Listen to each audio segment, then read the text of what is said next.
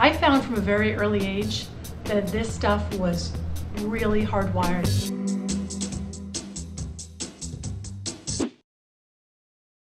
Hey guys, it's Alice from Finn's Lippy.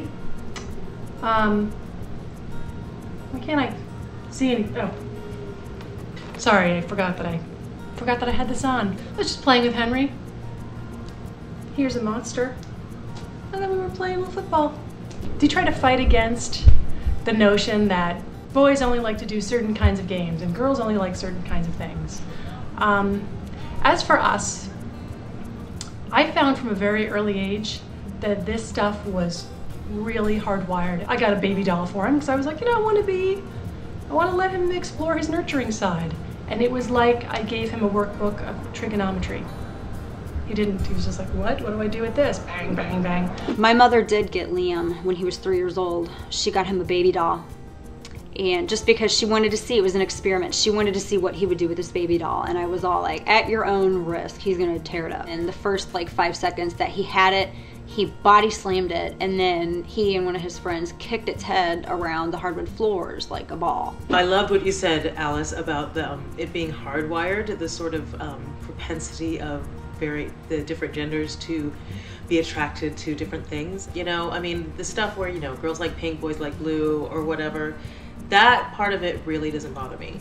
The part of gender stereotyping that bothers me is anything which states that that a boy or a girl is incapable of doing something just by virtue of their gender. I have a lot of experience with trying to keep things gender neutral at our house because Paige is 14, almost 15 right now, and it is like an uphill battle. When she was younger, I was really like psychotic when it came to being gender neutral. She was never into Barbies and she was never into dolls, but you know, that's probably because I never bought her a doll. I never tried to create any kind of environment either that was gender neutral, and I really admire you ladies who did that because I feel like a total lazy parent. I was just like, if it's not fire or a blade, play with it, woo, have fun. I feel like now that my son's getting a little older, it does get tricky because he does have a nurturing side and he is getting the message from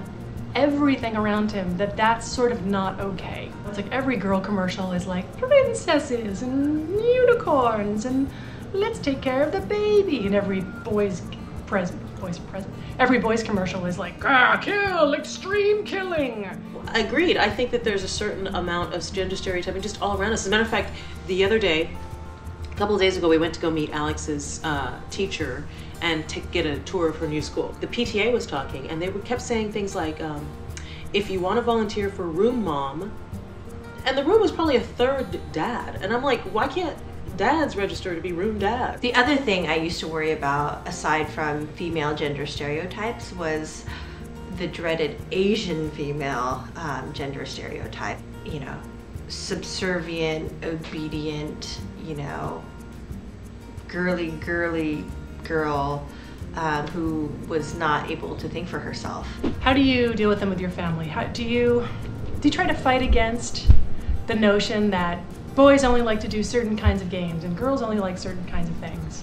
Cheerleading. I mean, she's gonna try out for cheerleading and I am fully supportive of it, but it's just like, oh, you know, where's my, you know, feminazi that I raised you to be? You know, she's not that way at all. Join the Momversation at momversation.com.